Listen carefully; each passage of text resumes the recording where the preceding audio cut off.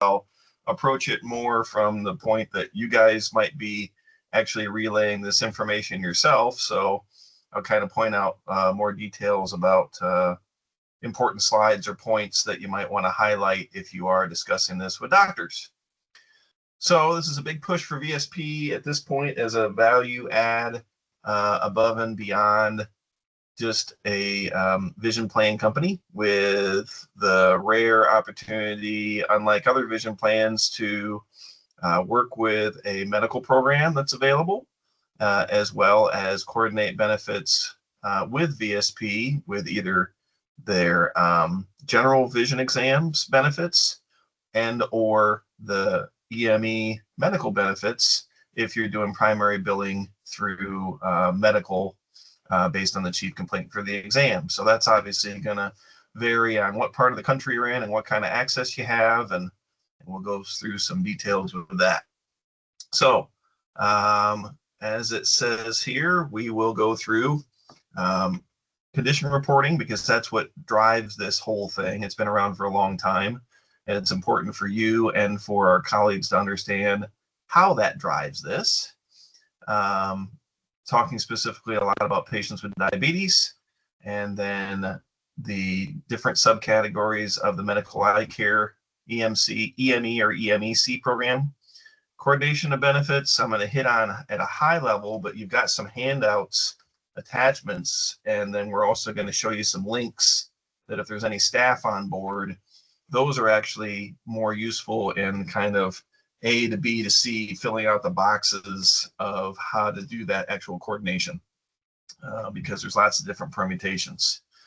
And then some of the lowest hanging fruit when it comes to using these benefits have a lot to do with fundus photography. So we'll go over all those individual coverages. So next slide.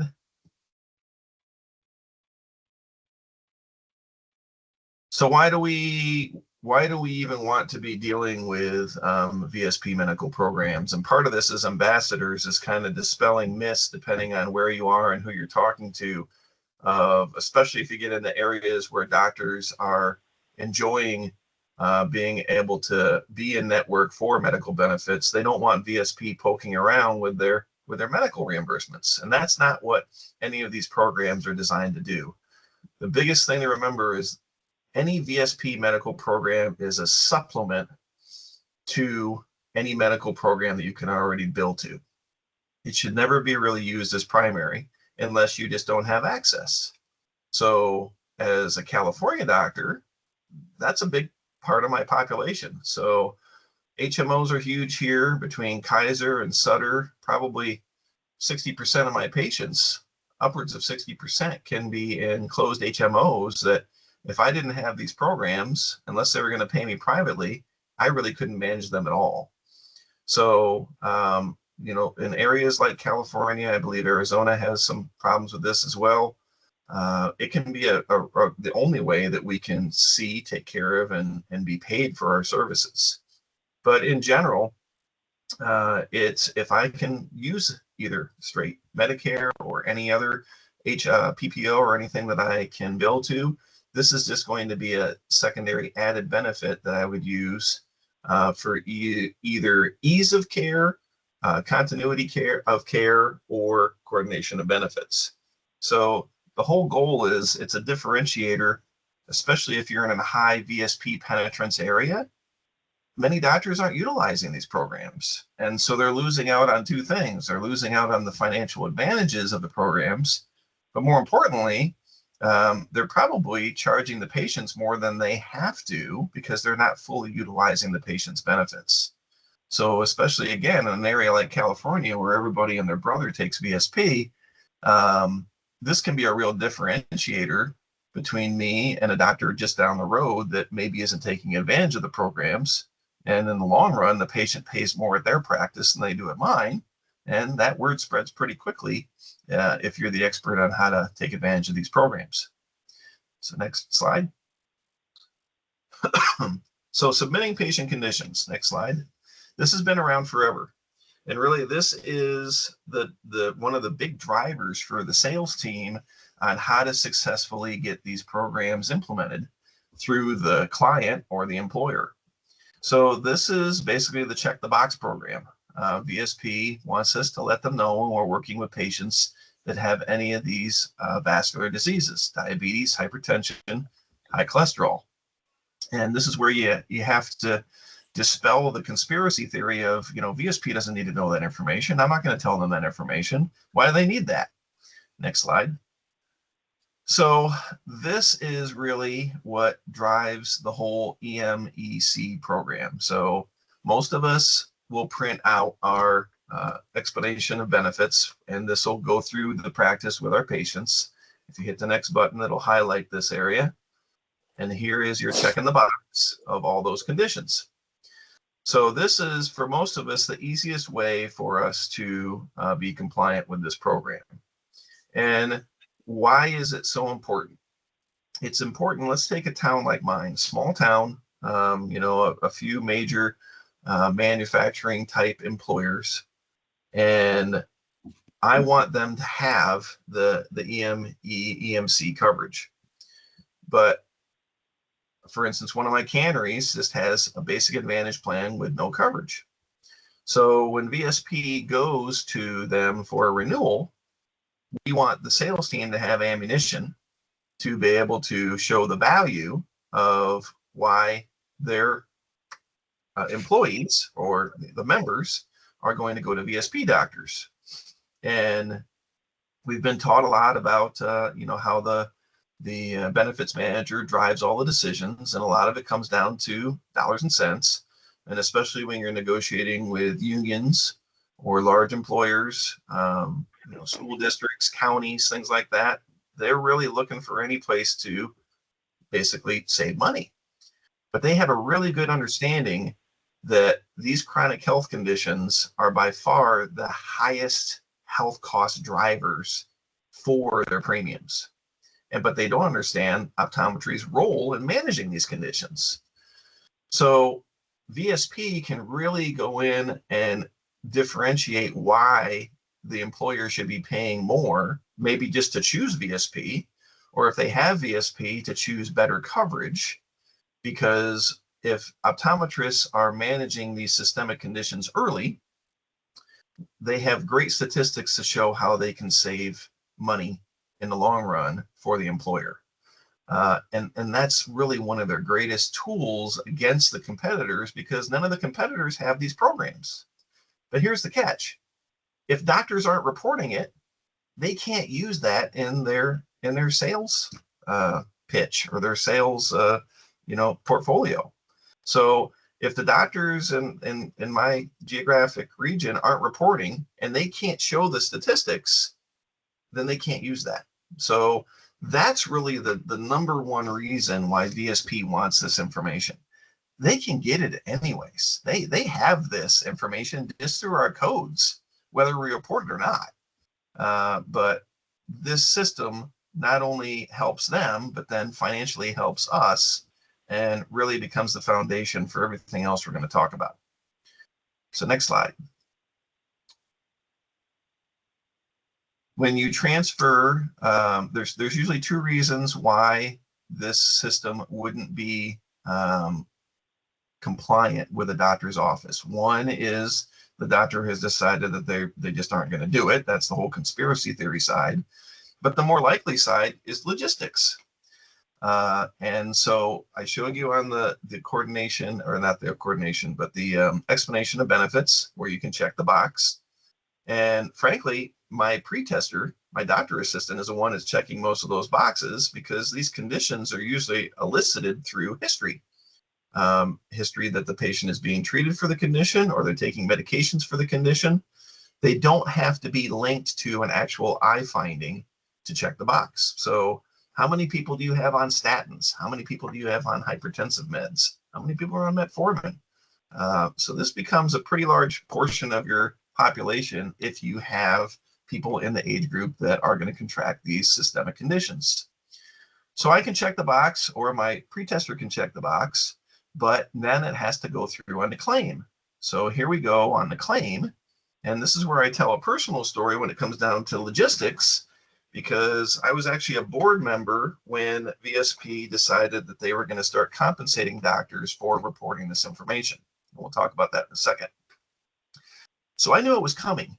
And the way VSP was going to do it is they were going to calculate the last 6 months of our reporting, and they surprised us at Christmas time with a bonus check present of, here's your payment for condition reporting, and we want to encourage you to continue doing this in the future.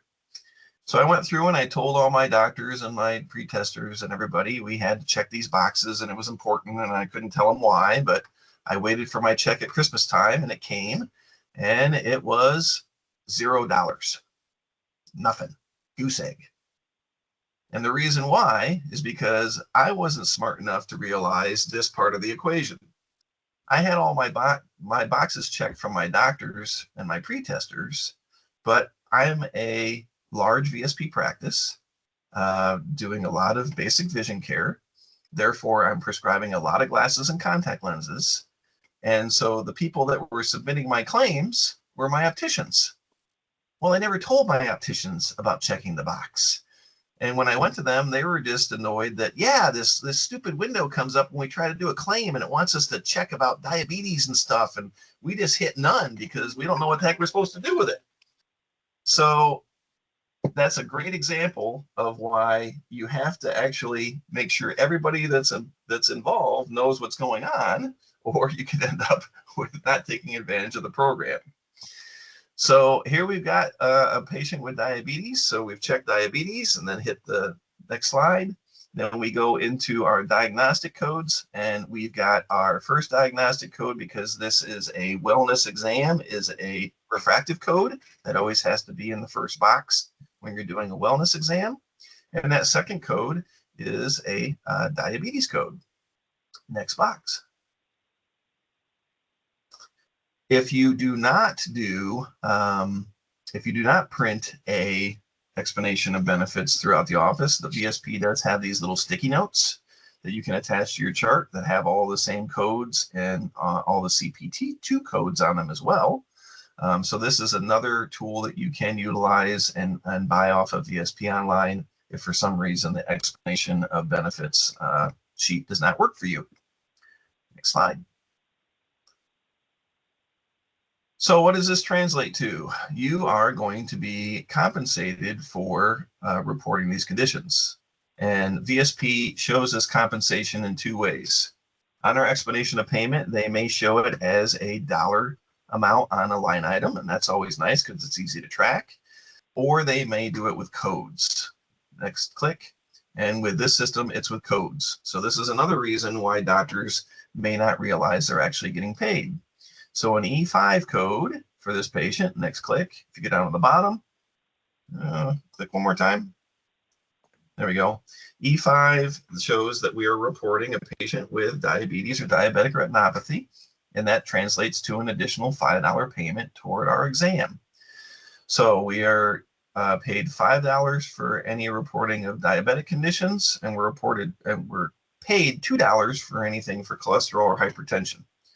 The other question that always comes up is, if you have somebody with a trifecta, do you get $9?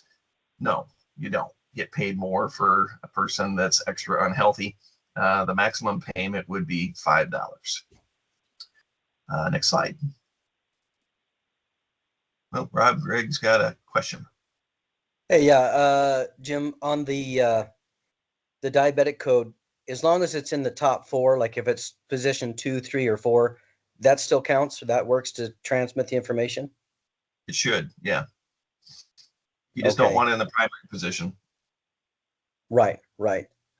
And then at one point, it seemed like there was some information where we had to have those other codes, the diabetic codes, not the E codes, but the reporting codes.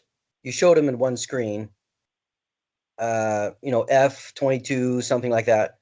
Do you have to have those to get paid or no? Yes, that's actually coming up here in a slide. So in the past, now we do. So two things, we'll go over that in a second. Okay. And the other one is we're going to talk about diabetic screening, and then you need a specific code listed in the primary position, and we'll hit that in a little bit. Okay, great. Did you have a question? Dr. Carver? You're on mute. You're on mute, buddy. I see your mouth moving and you got a little cross through your microphone. There you go. Actually, my mouth was moving and sound wasn't coming out. So anyway, just a quick question about, I have Encompass or Affinity EHR and EPM. Do the reportings happen automatically? In other words, does anyone have to check those off, including me or my opticians or anything like that? Or does it happen, does it populate because of my diagnostic codes in EHR? Do you have EPM? I have EPM and EHR and So Affinity. EHR will talk to EPM, and then that should check it for you. Okay. So if you're fully in the iFinity suite, then you will have some automatic capability. Okay, thank you. Okay, so where can you see your benefits for this? One of the areas is, of course, our practice report. So a page here on our practice report, go ahead and click. Shows me that I got, and I always use my practice reports so I can share the information. So for this reporting period, I got $943 for checking the box. And here's where, especially if I'm in a lecture hall, I'll say, okay, when you guys leave here and you walk out toward your car and there's a $5 bill laying on the ground, would you pick it up? Because if you don't, then I'll knock you over and I'll pick it up, because that's about how hard it is to make extra money on your exams by reporting for things that you're already doing. So if you've got a large population of people with these systemic conditions, it can add up to a pretty good chunk of change. Next slide. There's another reason why it's helpful to us to report for specific our patients with diabetes. Go ahead and click. And that's the fact that it will send out letters to our patients with diabetes if they haven't been seen for the last 14 months. So again, this is my information, and I've got a pretty type A recall system, but for this particular time period, I had 133 patients that didn't come back for their exams within a 14-month period. So VSP is helping me remind them and tell them the importance of returning for their annual retinal eye exam.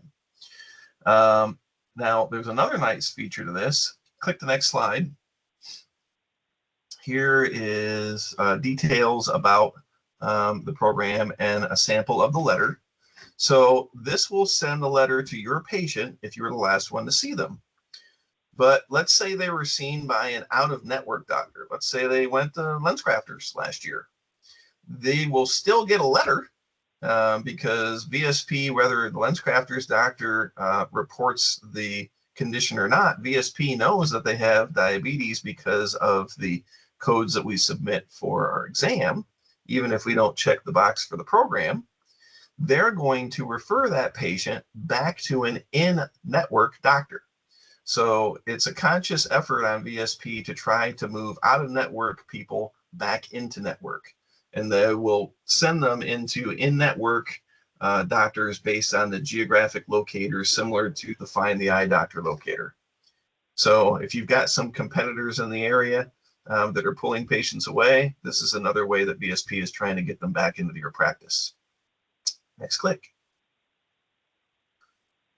So specifically, this is to Robert's question, reporting eye exams with diabetes. Next click.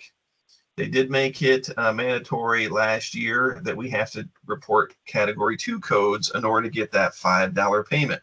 And there's lots of reasons why all of the medical insurers want to have these codes. This is a 0 compensated code. So when you're putting it in the system, if it's not automatic, you should put a 0 amount in the box for it. Next click. You've got a cheat sheet as one of your, that's fuzzy. There you go. Cheat sheet is one of your handouts for this presentation that gives you all the codes if you don't already have it. And it also on the bottom shows you the box where you put them in. But your two most common codes, especially if you're doing a lot of photography, are probably going to be either 2024F or 2025F. So you're doing, say, an Optimat photo with or without retinopathy. So for your diabetic patients, do remember to put in your CPT2 codes to get your $5 payment. Next click. Any other questions on that? It's important that they've talked about taking that first part out of this deck, but I've stressed that it's important because it's still amazing how many doctors don't utilize it. So they're missing out on the financial opportunity for basically doing nothing more than they already do. But again, the biggest driver is because they need the statistics and sales to really drive the sale of the medical services. There was a couple questions. Dr. Bristol? Yeah, I had a question, Jim. If so, would it be the same for high cholesterol? You would need the ICD-10 diagnosis in high cholesterol and check the box, just like diabetes. Nope. Oh. For that, I mean, if you had the only code that you really need is for the diabetes with the CPT2s because of that extra requirement. There's so much fixation on diabetes, but unless you have hypertensive retinopathy or a Howland horse plaque or something, you're not going to be reporting codes specifically for cholesterol hypertension. So all you have to do is just check the box on your claim and you'll get your $2. Dr. Carver? Jim, would you be able to go back to the previous slide? Stacy can. There you Yeah, go. I should probably know the answer to this, but I'm not clear on where these codes are documented. 2022F and those codes are foreign to me. I'm not sure. I mean, ICD-M and CPT codes I do every day. Where is this recorded, or where is that documented? We don't have it on the slide, but it is on the bottom of the handout. So you've got a handout that shows this, and on the bottom of that handout, you've got a screenshot that'll show you the exact box. It's box 24 where you put these in. So I'd refer you to that. Like if you're doing a claim for like a regular claim or any claim to like medical insurances, you just add it on to where your CPT codes are at. So these are called PQRS. So CPT category 2 codes. So you find that like on any claim form that you put it on, or in your EMR, if you're submitting electronically, you just put it on where you put your CPT codes. Okay, so this doesn't appear on the HCFA form or anything like that, right? This is all talking. This is a vision wellness claim. So you're just doing this on a normal claim. Okay, I And got this, you. Okay. what you asked about automation, this code is not automated from EHR to EPM. So you do have to know where to put it, and your staff does need to put it in there manually. Okay, thank you. Can Yep. I just say that it is available in EPM to go automatically over to EHR. It's in the counseling section of diabetes, and you just go into the counseling section of diabetes and check the appropriate code. And if you've got protocols set up, you can have it set up ready to go with that automatically. Is that because I do that in EHR, but does it actually populate over to the EPM for them without doing it as a set protocol? Okay, they updated that. Yeah, it should. If you've got it checked in your counseling section, it should send it directly over.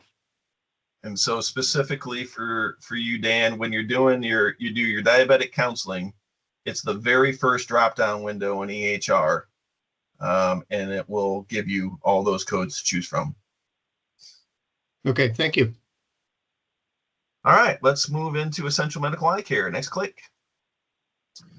So again, there's stress on benefits of patients living with diabetes, but really essential medical eye care. Now you just kind of put your Medicare hat on. Medicare is our baseline guideline for all of our medical billing, and pretty much anything that you've been taught, whether it's a John McGreal lecture or any other point of contact for medical billing, essential medical eye care follows all of the same rules. So, you know, if you get doctors that are confused, just get them to put their Medicare hat on and start thinking medical billing philosophy, and it all applies. It's just you're doing it now with VSP instead of a direct medical carrier. So we can really use it for pretty much all of the common ocular conditions that we're going to manage as optometrists. Next slide. Patients are learning more and more about essential medical eye care because VSP is getting increasingly aggressive about communicating the benefit to them. So it's actually amazing. I've had patients, like my Kaiser patients will come in and they're calling my office for a red eye visit or an acute care visit because they realize that they can come to me because they have this supplement to their plan and they don't have to go through the Kaiser phone tree to try to get triage for something. Next slide.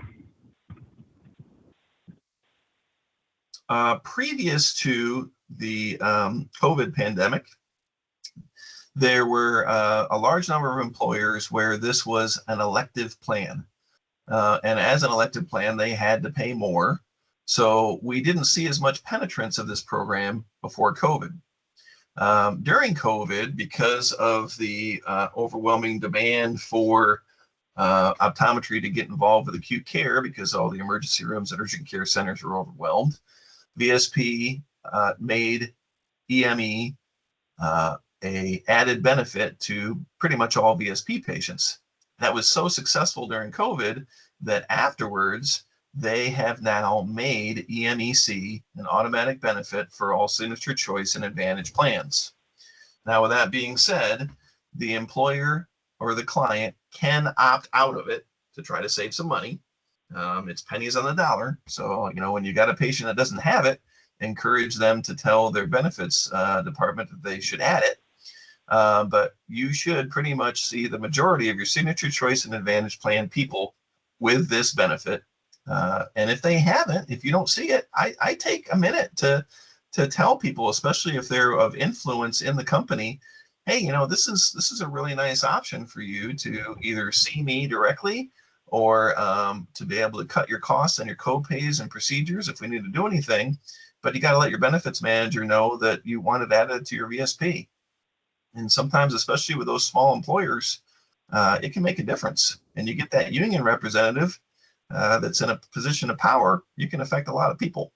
So it's the same as, you know, I've seen, unfortunately, an increase in frame benefits, lens and frame benefits going back to instead of every year, every 2 years. And so I'm pretty aggressive at saying, hey, you know, you need new glasses every year. And the only reason that you don't have it every year is because they're trying to cut costs. And they're not going to change it unless you say something. So your voice through a patient can go a long ways in getting both them better coverage and then in the long run, making you a more profitable practice. Next slide. So it's really tough to confirm eligibility for EMEC. It's the same exact screen as when you're trying to get it for their wellness exam. Go ahead and click. Down there in the right-hand corner, there's your essential medical eye care. Click again. And you just hit yes, authorize benefit, hit yes, issue authorization, and you will be good to go. Now, there's a couple different ways that you can do this. Some doctors will just authorize backup one.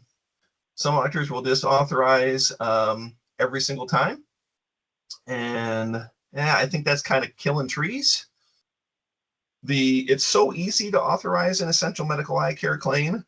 I have in my office a route sheet, most of you do, where we put all of our billing and mark our procedures.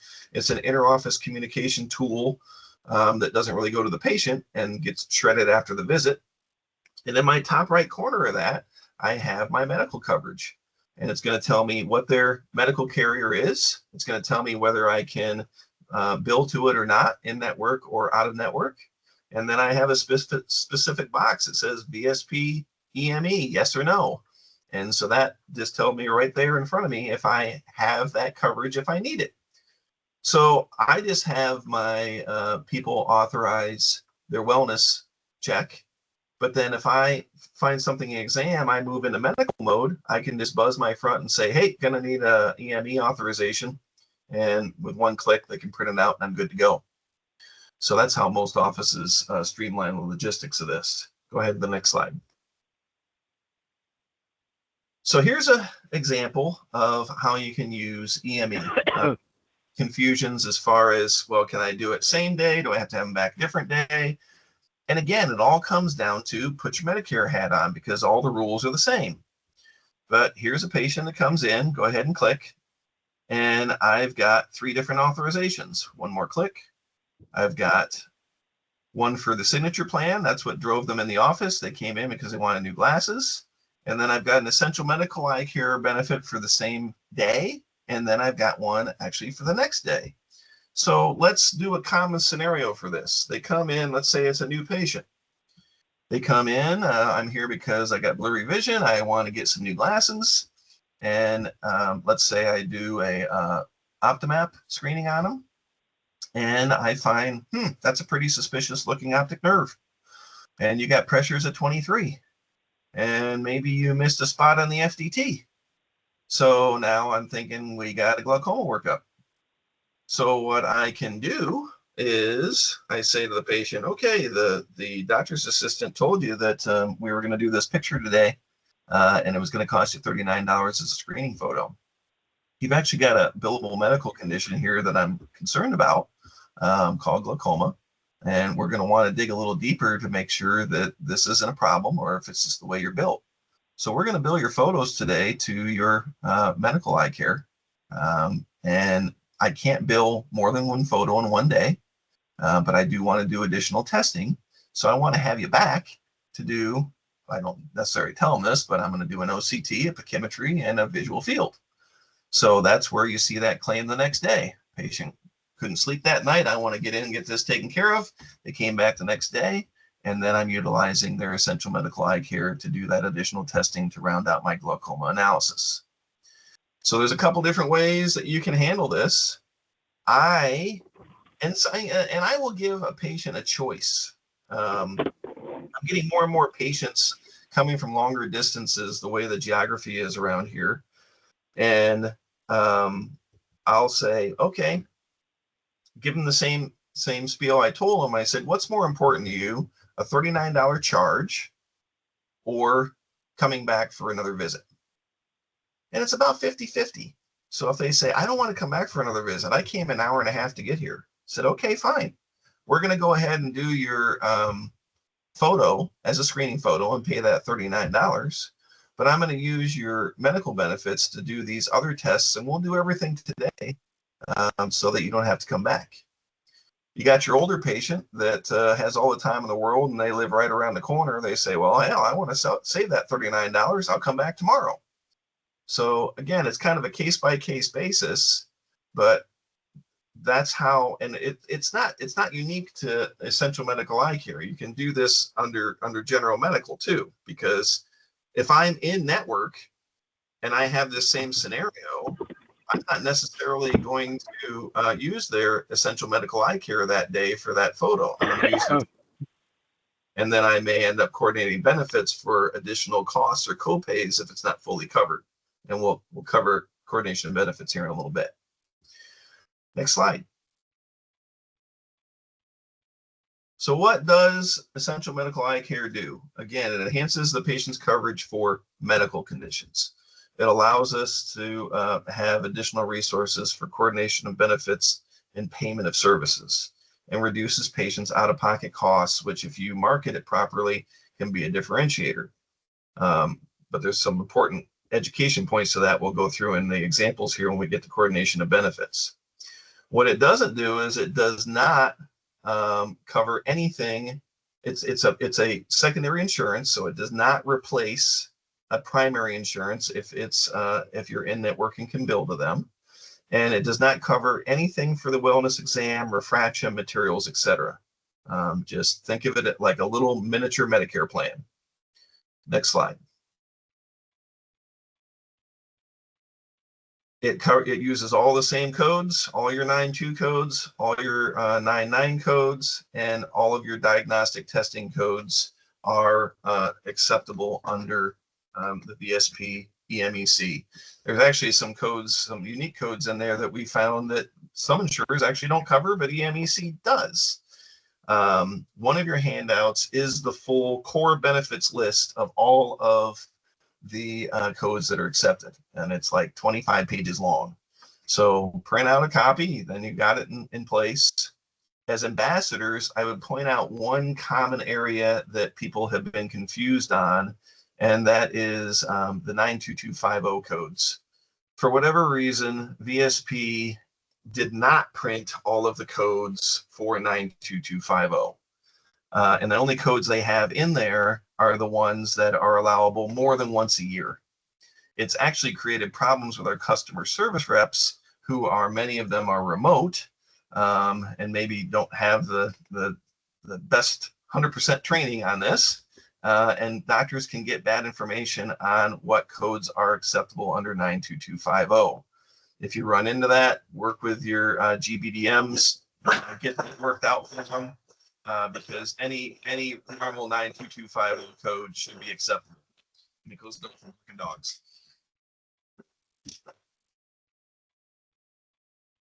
Sorry about that. Next slide. Here's a little code that is a pearl for you that we actually found when we were developing this program, and it's the 92499. So this is a code you can use with those patients with diabetes that usually have a large refractive shift, either because they had a big shift in their diabetic condition, either for the better or for the worse. So we've all seen these. And in most cases, what will happen is we have the patient come in for a problem RX. We discover they have had a refractive shift. We'll usually use their VSP redo to redo their glasses, so it's no cost to them, no cost to us. And then in most cases, if we're smart, we're charging for a refraction, but because optometrists are notoriously generous, many times we're just writing off that visit. This is actually a code you could use, and if you're with that doctor that's writing off the visit, you can get reimbursed for it. It is a one-time per year allowable code, flat fee of $45 to basically, cover your refraction.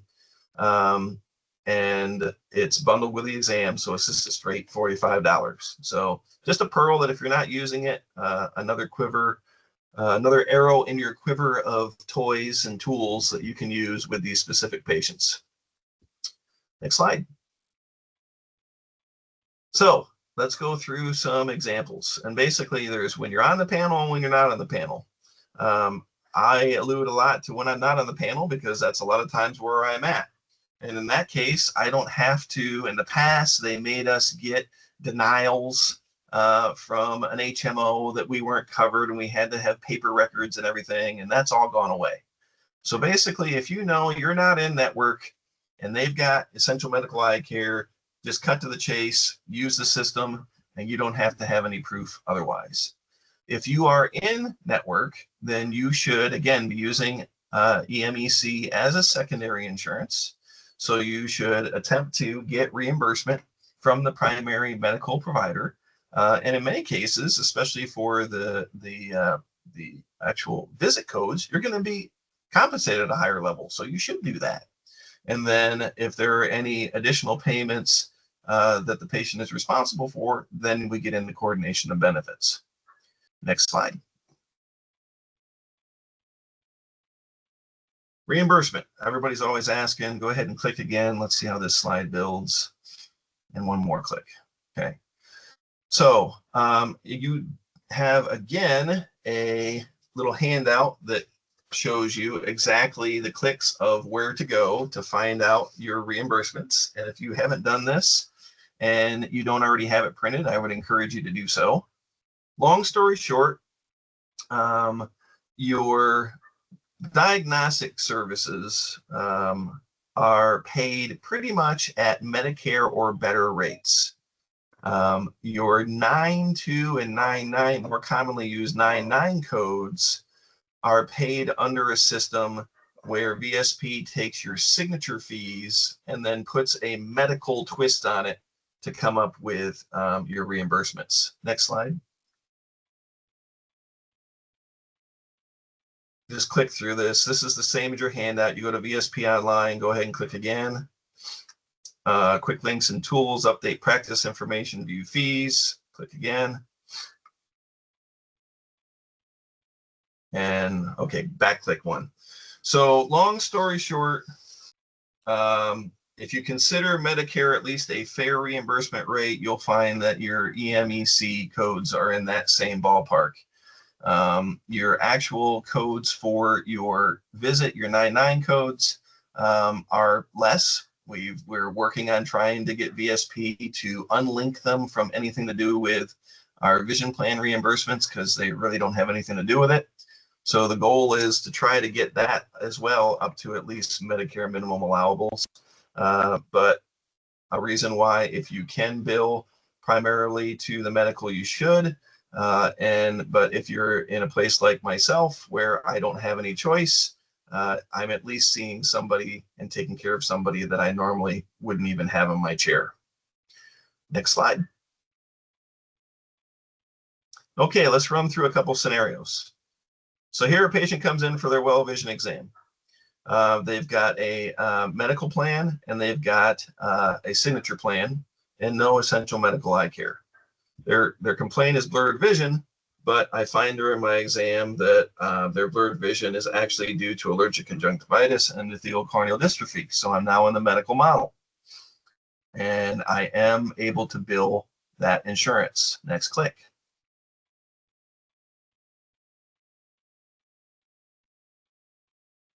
So in general, signature choice and advantage secondary allowances for signature is $66 and for advantage plan is $50. Okay, so this is their vision plan. This is not EMEC. So this is dollar amounts that you have always available to you for coordination of benefits, regardless if they have EMEC or not. Next slide. So got a 92004 exam. We're billing medical. So we're the usual and customary is $200 for the exam and $40 for the refraction. The insurance allows us $150. Refraction, of course, is not covered because it's medical. The insurance pays us $120. They pay us nothing for refraction. So at this point, the patient's responsibility is $30 copay and $40 for the refraction. This is where most doctors stop if they're not doing coordination of benefits, and the patient is leaving there with a $70 bill. This is where IMED and other vision plan carriers have gotten in trouble because the doctors are converting vision patients into medical, and then the patients are complaining because they thought that they were covered under their vision plan. Next click. So if we're going to coordinate benefits with VSP, we have under signature that $66 allowable. And that covers both exam and refraction. So we're going to apply $30 toward the exam copay, the additional $36 toward the refraction, and the patient went from paying $70 out of pocket to $4 out of pocket. That's your differentiator. And that's where now you have to have a system in place where if you're going to do this, your staff makes the patient realize that it's a differentiator. Because if you just say, well, that'll be $4 today, and you don't let them know what it would have been if you didn't provide this service, then they're not going to find any value in it. You also can take the advantage of saying, okay, it was supposed to be a $70 copay, but our office is going to use both of your insurances to reduce your costs. That gives you another $70 that you can put toward that anti-reflective coat or that light reactive lens that you were kind of hem and hawing about and didn't want to get, or maybe a nicer frame. So whenever you're doing a service and you're going above and beyond the patient, it's only going to be valuable if your staff actually lets the patient know that they're doing it. So I would encourage you to get that training in place. So let's look at that scenario a different way. Next click. Same exact patient, same exact codes, except now they also have essential medical eye care. Go ahead and click. First half's exactly the same. If you don't do anything, they owe $70. Next click. Now we have two bundles of money to work with. We have their essential medical eye care and we have their VSP signature. So the VSP can go toward the refraction. The $30 can then be taken from essential medical eye care and go toward the exam copay. If we had other diagnostic costs in there, let's say photography or OCT or something, remember you've got up to your allowable for your practice in that bucket that you could pull more money from to cut patients' costs. So in this particular scenario, we have zero copays because we're fully utilizing both their signature plan as well as their essential medical eye care. Here's a caveat. If you are going to coordinate benefits, you have to make sure that the patient knows that you just used their vision wellness benefit for the year. Now, you didn't touch their materials, but if let's say you have an automatic appointment system, you saw the patient last July for their wellness exam, and now they came in May and for a medical problem, and you ended up coordinating benefits to help pay for their costs, take them off the recall in July because they're not going to be eligible for an exam. So it's probably more of an inner office thing than it is actually for the patient. But you have to realize whenever you do coordinate benefits, you do burn up their wellness vision exam benefit for that cycle. Next slide. Oh, Rob Grigg. Yeah. Hey, just talking logistics, Jim, in your office, what do you do there? Do you, like say they have a $30 copay and a $40 copay? Do you collect those and then coordinate benefits and everything, get paid and then reimburse the patient? Or you just assume, hey, this is all going to work out, I'm going to get paid, and just collect what you think you're actually going to need from the patient? Different offices, that's you got to figure out what's going to work best logistically for your office. And again, you can, when we get into the slides, you're a jump aheader. I'll kind of give you a scenario. If you can track this and be accurate, and try to do it all up front. Dr. Webb does that a lot because in Arkansas, she's doing a lot more primary medical billing than I am. For me, in my office, what I do is I bill their medical and collect their copays.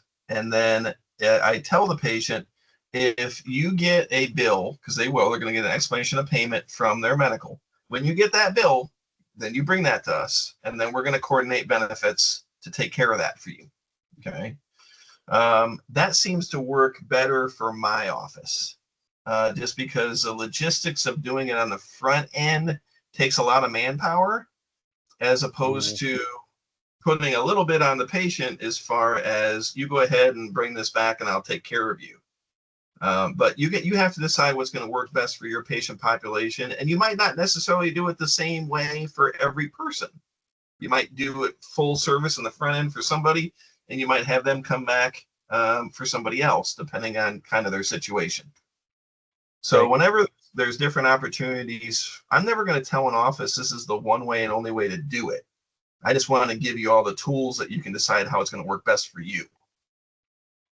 And we'll hit on a little more of that here when we go into some of the slides on the electronic submission. I think that's coming up next. Let's see what the next slide is. We have one more question, Dr. Collins. I might be jumping ahead too, but can you hear me? Yeah. Okay. I'm using AirPods and I'm like the worst millennial ever. Anyway, high deductible plans, are you going over that eventually in this? I was, but we can hit it now.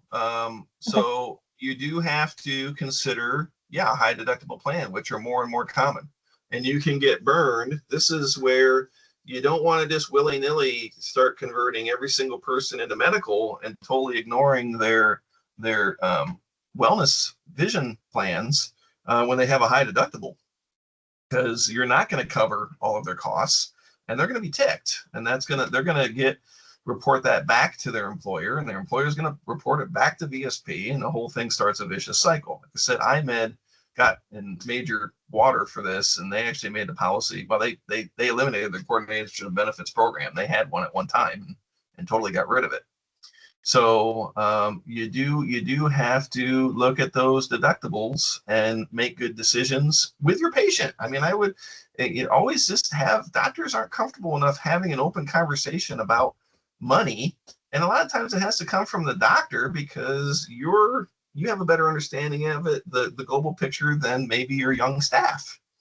But I mean, it's an excellent point that, yes, I was going to bring up later. You got to watch out for high deductible plans and make good decisions for both you and the office and the patient accordingly. There are also, this slide shows there are also some instances where you cannot coordinate benefits. Most of the, oh, we got another question from Nicole. Or is that the same one? Sorry. No. Okay. Look for rules and exceptions. These are usually just like with vision. We're pretty familiar with vision plans. When you have multiple family members under the same client or the same employer, they're not gonna allow double dipping. So this also happens with coordination of benefits. If they're under the same employer, you can't coordinate benefits from both plans. Also with children, you can only coordinate children with one of the plans. So it's pretty similar to our vision limitations.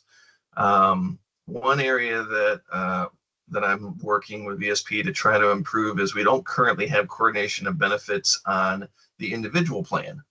So I market and encourage a lot of individual plan use for my, I use it a lot with my Medicare patients because they have a materials only version of the individual plan. And my self-employed, my students, practice management directors, teachers will say that, you're crazy to tell somebody about a vision plan. And if you just want to look at that one visit, yeah, you're giving a deep discount. And from that one visit point of view, it's not a good financial decision. But if you look at it from the point of view that it's rarely a one visit scenario, I've done the math 6 ways to Sunday, and it's profitable. It's profitable on the vision side because there's a lot of statistics that show somebody with a vision plan is going to come in a lot more often than somebody without, and they're going to purchase materials a lot more readily than someone without. And when you start looking over a 3 to 5 year window, you make considerably more income on a vision plan patient as compared to the private pay person that takes 5 years to recover from their $1,200 progressives, and they don't come back until they're falling off their face. The other factor is when I'm selling an individual plan to somebody, I'm rarely selling it to one person. I'm encouraging to get the entire family plan. So I might have that mom that brought little Johnny in and is paying privately because he's a -6 and he broke his glasses, and she doesn't have any choice. She wants to come with us rather than going to Costco, but she's kind of sitting in the corner, taking a big swallow on what's going to happen. Now you tell mom about the opportunity for her to buy a vision plan to probably cut her costs by 50 to 60% on Johnny's glasses. And again, the practice management guy would say, why on earth would you take a 50% cut? Because since I did that with mom, she's got 4 more kids that were never going to come in. They had no intention of getting exams, but she brings them all in the next week because I offered her this service. So look beyond just the financials of just one visit. Do what's right for the patient. Give them all the tools that are available, and don't underestimate the power of those individual plans. Electronic submissions. We're going to go through this pretty quick. You have a pretty extensive handout again on this that goes through all the little boxes. But these are the screenshots that your staff will be working with. You have to go to obviously put in your data service and get your secondary plan in there. Next click. And we need a coordination of benefits authorization number. You can use either your regular wellness exam number or your EME number. Next click. We want to properly click the box as far as there another health benefit for eye care. And click again. And wait a minute before we click again. Go back one, that one on the bottom box, I didn't mention anything. So again, we have to have the insurance plan name and program number. This other insurance policy or group number, leave that. I know it has a red flag, but you want to leave that blank or you can get denied. VSP really doesn't need to know that. It creates more problems than it does good. So that's kind of a pearl as far as that 9A box. You're better off a lot of times leaving that blank. Go ahead to the next slide. Click again. And so here we're going through, this is kind of where Robert was asking about what do you do on the front end versus the back end. So if you're going to do it on the front end, you got to know what you're going to get paid. And the only way you're going to know what you're going to get paid is if you basically keep track of your major insurers. So if you're going to try to do on the front end, you want to create an Excel spreadsheet. And we don't have that many codes in the grand scheme of things that we use. You can set up a very accurate spreadsheet for all of your major 99, 92, and diagnostic codes to know what your different insurers are paying. And if you have that information, you can then fill in this box and take care of everything on the front end without the patient paying you and having to do reimbursements or anything else. In the past, we used to have to do a wait for the explanation of payment and then do a coordination of benefits. You don't have to do that anymore. Now, if you're going to not set up a spreadsheet and you're going to get these numbers accurate, then yeah, you have to wait for your explanation of payment to come back. Because if these numbers aren't accurate, your claim's going to get denied. So that's kind of a decision for you guys to make, how much work you want to put on the front end to make life easier for your patient on the tail end. Next slide. Resources above and beyond. VSP has put together some really nice stuff. Coordination of benefits on the manual section of VSP Online. Next tool, next click, I mean. So go to VSP Online, click. Online training, click. And you've got all these different modules of what you can look at. Click again. And here you have all different videos of the different coordination of benefits scenarios that you and your staff can watch at your own leisure, pause, take notes. And this is where you can really get the meat and potatoes along with this handout that kind of tells you how to get there and get your staff on board with the nitty-gritty of submitting claims and not getting denied. Next slide. Okay, I'm going to go real quick because is this an hour or an hour and a half, Stacy? An hour. If Hour, people need to okay. hop, they can put. Yep, if you need to go, but I'm gonna sail through this stuff because it's gone a little slower the way we got to click and do everything. All right, let's talk about retinal photography in general and the different programs available, because this is really low-hanging fruit, easy reimbursements. Covered retinal screenings. Covered retinal screenings are rare, but they are growing. VSP is marketing them very aggressively. This is basically a benefit where regardless of disease, or you don't need any disease, if you have covered retinal screening on your wellness exam explanation of benefit, go ahead and tell your pre-tester, okay, we're doing photos today because they're free of charge. Next click. You will see this on, click again, your authorization under routine screening, covered in full. Next click. And to reiterate what we're doing with our submissions, we are going to check our boxes, and this is a young, healthy patient, so they have no conditions. In that A position, we have a refractive code because it's a young, healthy patient with no medical conditions, and we're doing a wellness claim, so it has to be a refractive code. But then down below, we are going to put in our 92250 with our usual and customary fee for that procedure at $75. And the important thing is we're going to put in a 52 modifier.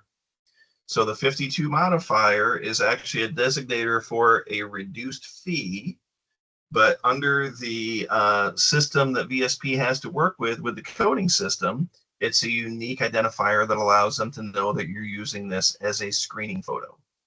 Go ahead and click.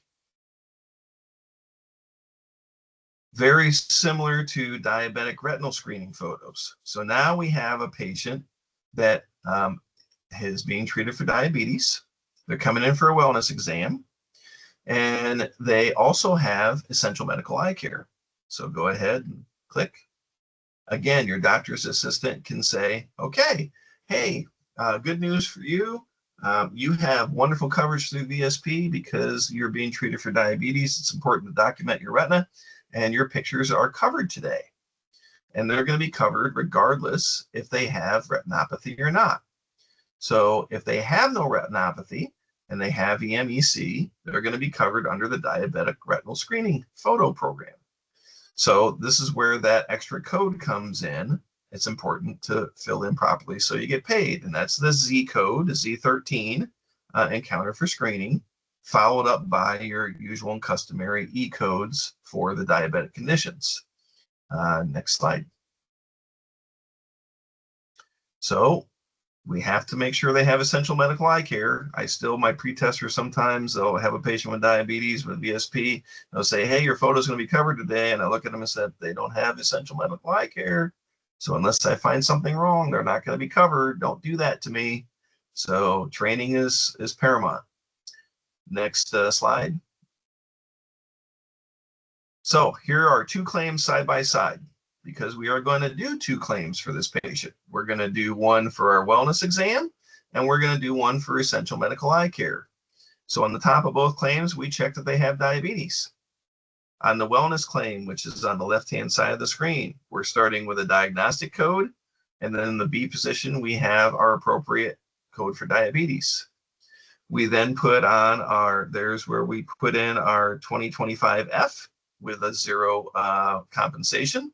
So that means we'll get our $5 payment.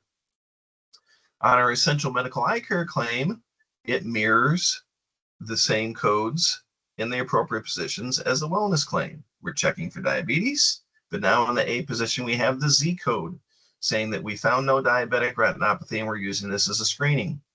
We have the corresponding same E11-9 code, and we put in that 92250 with the 52 modifier because it's a screening of a healthy retina. Next slide. Where we will see then compensation for both of those programs will be a line item on our explanation of payment. And we'll show right on there 92250 with a 52 modifier. That's how it's going to show up for both the covered retinal screening claims in wellness, as well as the diabetic eye care screening claims for essential medical eye care. Next slide. So we go through that scenario, and my pre-tester said, well, because you have diabetes, your photos are going to be covered today, but then we look and we've got retinopathy. So what's the difference? The difference is now we go into the classic medical model, put on our medical eye care hat, and we are going to be billing for back up. We're going to be billing for a straight 92250 without a 52 modifier. But more importantly, we are now going to do an interpretation and report. And this is a very, very high flagged area for getting tired. What I'm looking for when you're audited. For audits. Yes. So do not forget to do interpretation reports whenever you are billing a diagnostic procedure for a medical condition. And most of our EMRs have this built in. I get a lot of doctors asking during live presentations, can I just put my assessment and plan? No, you can't. You're probably going to put it in your assessment and plan, but you have to, in the past with paper records, you had to have a separate piece of paper for our interpretation report. With electronic medical records, you have to have a separate area within your electronic record that says what you found, what you're going to do about it, and what's your follow-up. And in most cases, that's going to be when you pull up, all right, I got person with diabetes with complications. And then I'm going to order fundus photography because of that. And then under fundus photography, then I go through and I put all of my things that I found. That's my interpretation and report. Next slide. So the only difference is that now we're going to be doing a 92250 without the modifier. And next slide. So here's the same type of window, except this is the patient. Now we're checking that they do have retinopathy. Looks very similar to the last one. We've got on the right a refractive code on that wellness exam. Now we have a diabetic code that corresponds with retinopathy. We still have a CPT2 code, but it's a CPT2 code that designates they had retinopathy. In our essential medical eye care claim, now we don't need a Z code because we're doing a straight 92250 with that same diagnostic code of the retinopathy to justify the photos. Next slide. Okay, so what does it do? What doesn't it do? These are some major points that will be brought up. Can you do essential medical eye care on the same date? I think we've explained that numerous ways that absolutely yes. You can do it on the same date, but the key is, what is it that you're forfeiting if you do some of these procedures on the same date? And that goes over to the no on the right-hand side. You're forfeiting your copayment. You're forfeiting your ability to bill an additional visit. So classic medical models will tell you separate vision from medical always. And so if you find something in your wellness exam, let's say you found it with an Optimap photo, you're going to explain to the patient that you found it during the exam. You're still going to pay for that photo. And now we're going to have you come back so that we can evaluate this and document it. And practices will potentially have the patient come back and take another photo and then bill for that procedure. I've always had a problem with that. So I personally, I might have a person back for additional diagnostic tests, but I'm not going to have them come back just so I can bill, a 99202 or 212 and bill retinal photography. I'm going to build that into their same visit and bill same day for wellness and medical. And I'm going to forfeit that 9.2 reimbursement, and therefore I'm going to forfeit the copay. A common confusion with many doctors is when to collect a copay. Let's say those scenarios that we work through where we're billing a wellness exam and an EME the same day. Let's say we have a $10 copay for their wellness exam and a $20 copay for EME. You do not collect both copays. A copay always corresponds to the visit. It never corresponds to a procedure. It's attached to the actual visit that the procedure takes place at. You can't do more than one visit at a time. So if you're billing multiple insurances, your copay that's collected should be whatever insurance is driving the primary visit. If it's the VSP exam, it should be the VSP copay. If it is the medical exam, it should be the medical copay. And then your copay for essential medical eye care is forfeited because that only applies to visit charges, not the procedures you're billing under the essential medical eye care. I have my Kaiser patient that came back the next day, and I billed their copay for their wellness exam the first day. I didn't collect the copay because I did the photo to EME that first day. But now when they come back the second time and I'm doing OCT, visual fields, etc., yes, then I am going to collect the EMEC copay because that's attached to the 92012 exam visit for that second day. So that's another real common misconception that people will have. And then that middle column, does it cover fundus photography, OCT? Yes, it covers, again, anything that we would normally do as medical optometrists. So here's some of your key takeaways. All stuff that I basically highlights of what I covered. I think that's the last slide. Let's take a quick peek. Next slide. But Yep. Okay, you can go back and leave. Oh no. Oh, those are added slides that are, this is billing COB for vision to vision. We're 10 minutes over. You guys are usually solid on that. We're not gonna cover that. But if you're working with this deck, those slides are tacked on the end if doctors ask you questions about billing vision to vision. So go ahead and end on the slide. Oh, we're in there. Okay. Any questions? Hopefully no questions is a good sign. Hopefully you guys got some pearls from that. If any of you decide that you want to start going public with working with this material, I mean, I'd be happy to help you. Go from there. I'll turn it back to Stacy. Thank you, Jim. Thank you. So we are a little bit over. I just, if you all could just take a second, just scan this QR code. There's just a couple questions that we'd love for you to fill out as like a post training survey. It only takes a few minutes, so I'll leave this up just for a minute so everyone can scan it.